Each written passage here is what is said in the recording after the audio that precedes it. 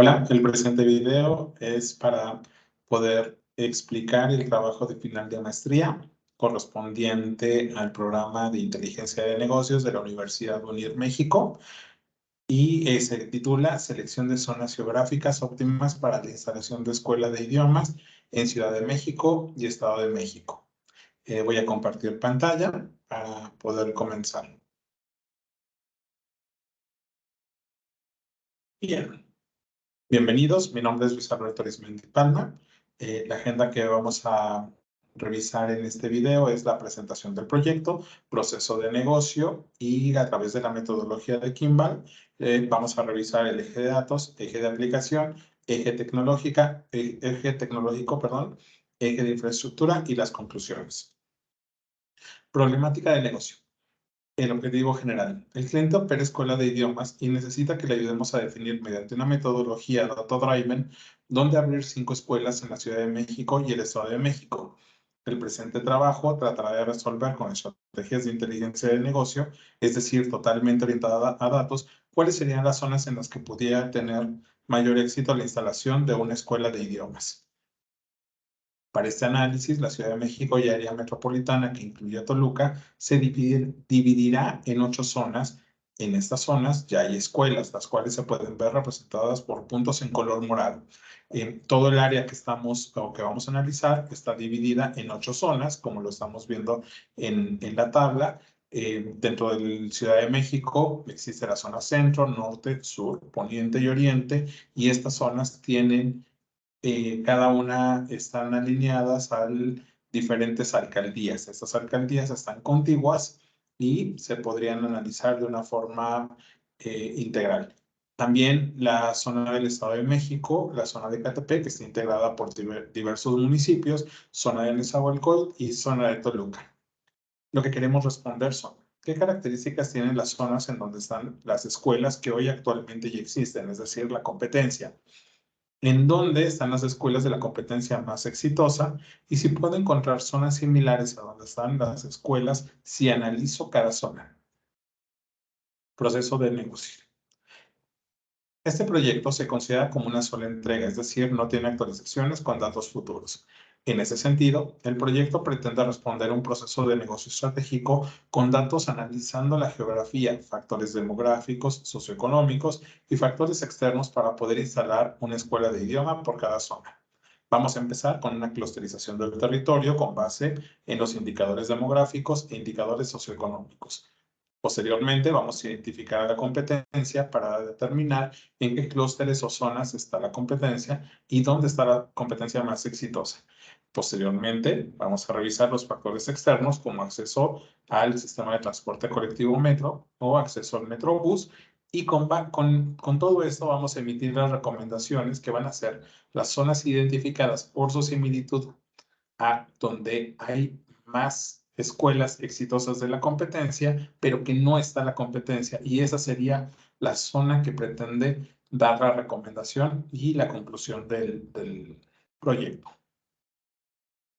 Eje de datos. Vamos a tener 3 fuentes de datos. El de NUE, que nos va a permitir identificar dónde están las escuelas de la competencia, así como sus características. El CITEL nos va a permitir identificar las características de la geografía con base en la población y en la vivienda. Y los mapas nos van a permitir trabajar con bases de datos y formas georreferenciadas la información antes descrita. En el de NUE, los procesos ETL, necesitamos realizar filtrados de actividades económicas, porque en el de NUE aparecen todos los giros, todas las actividades económicas del país. Solo necesitamos filtrar las de escuelas de idiomas. Vamos a hacer filtrados también por las zonas de los municipios que queremos revisar y por cada una de estas 8 zonas vamos a generar un CSV. Para CITEL necesitamos hacer un ETL que nos haga la limpieza de la base de datos de subtotales y demás elementos que agrega la misma fuente de datos. Necesitamos eliminar las variables no necesarias, ya que el CITEL trae alrededor de 220 variables que realmente no vamos a trabajar con ellas, solo se van a identificar las 13 necesarias. y por cada uno de ellos vamos a hacer un CSV para poder traernos la información de cada una de las zonas. Y con los mapas también necesitamos hacer ciertos ETLs. Vamos a hacer filtrado y generación de capas de información por cada zona y clúster, es decir, mapas específicos de la zona que queremos analizar. Y filtrado y creación de factores externos como el transporte. Todo esto también está considerado como un ETL, ya que hoy toda la información está como junta. Si vemos la red de transporte del metro, vamos a ver todas las líneas que corresponden al sistema, y con el mapa y mediante el proceso ETL podemos definir solo aquellas estaciones que están en las alcaldías o en los municipios en donde vamos a trabajar, y por eso está considerado como un ETL también. Eje de aplicación. La parte más importante de este proyecto es la clusterización. La clusterización de las zonas geográficas nos va a permitir identificar cuáles son las características. Este algoritmo de aprendizaje de máquina es la base del análisis, ya que nos permitirá entender cómo está estructurado el territorio con base en los indicadores de población y socioeconómicos seleccionados. También es importante mencionar que la granularidad de la información está ligada a la jerarquía de organización política de los territorios. Es decir, vamos a tener la entidad o el estado o un departamento, posteriormente el municipio, la zona y el AGEF. El AGEF como base de la información para poder tener los datos socioeconómicos y demográficos y poder hacer toda la clusterización necesaria. Con las transformaciones realizadas a través de los procesos ETL, se creará un modelo de datos OLAP en forma de copo de nieve que nos permita traernos toda la información requerida. Con este modelo será posible hacer los análisis necesarios para llegar a las recomendaciones objetivo del proyecto.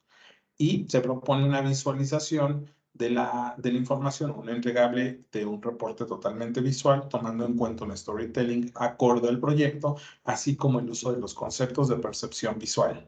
Básicamente, a donde queremos llegar es tener un informe por cada una de las zonas, identificando geográficamente qué alcaldías o qué municipios lo componen, cuáles son sus KPIs. Una vez que tenemos esta información, en cuántos clústeres el algoritmo definió que era conveniente tener para poder analizar el territorio. Una vez que sabemos los clústeres definidos o definimos ya los clústeres, podemos analizar cómo es la competencia, poder entender en dónde está y en dónde podríamos llegar a estar. Posteriormente podemos identificar la potencialidad de esos clústeres con base en los elementos en los elementos propios de identificación del DNUE, que nos van a permitir entender el éxito de cada uno de la competencia que está en esta zona, y al final vamos a tener el listado de los AGEPs potenciales totalmente gráfico. Eje tecnológico. Para el eje tecnológico estamos considerando 4 programas, 4 sistemas. NIME hace los procesos ETL con la característica de que utiliza muy poco o básicamente no utiliza código para la parametrización de los proyectos. Es decir, podemos hacer el proceso de extracción, de transformación y de carga sin ningún código, simplemente se van utilizando conforme se van integrando nodos, y cada nodo ya tiene programado su característica. Por ejemplo, puede haber un nodo para leer un archivo, otro nodo para filtrar columnas, otro nodo a lo mejor para filtrar filas, otro nodo para cambiar el tipo de campo, si es letras a números, o hacer algún cálculo dentro de las fuentes de información. Todo eso nos permite hacer NIME sin programar nada. Simplemente utilizamos las opciones que vienen en cada uno de los nodos que vamos a utilizar. Mapa digital. Mapa digital es un sistema de información geográfica y va a analizar la información haciendo consultas y visualizando los resultados geográficos de una forma totalmente gráfica.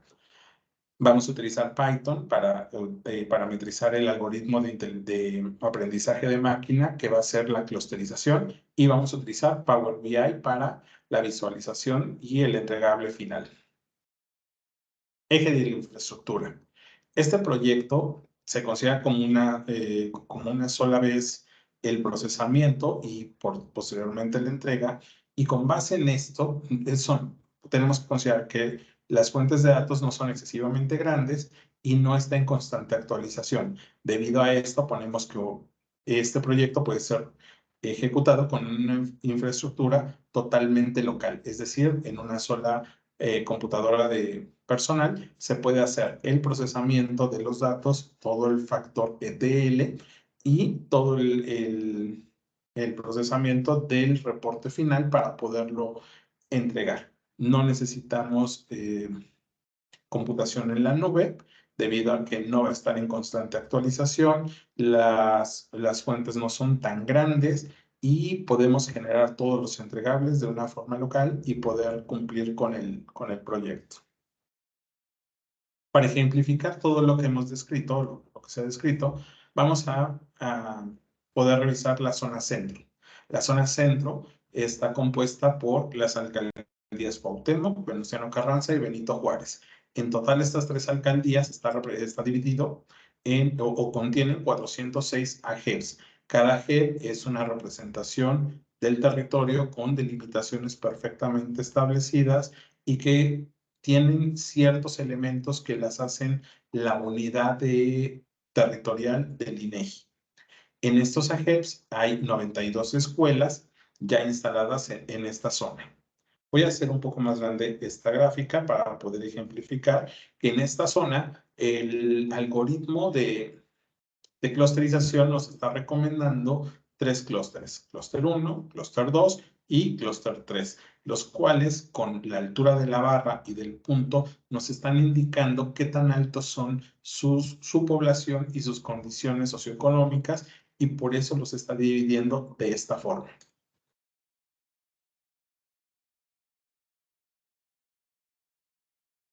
En este ejemplo, lo que estamos viendo ahora es el mapa solo de estas tres alcaldías y los tres clústeres que nos están identificando. Los puntitos morados representan las escuelas. En la tabla podemos ver con base en el clúster identificado y la característica de cuántas personas ocupan las escuelas que hoy existen. Nos está diciendo que en el clúster 1 hay 39 escuelas que emplean entre 0 y 5 personas. Hay 15 escuelas que emplean entre 6, y 10 personas. Del clúster 1 solo son 7, del clúster 2 son 5 y del clúster 3 son 3. Entonces, con esta tabla podemos entender que las escuelas más exitosas que existen en esta zona emplean entre 11 y 30 personas.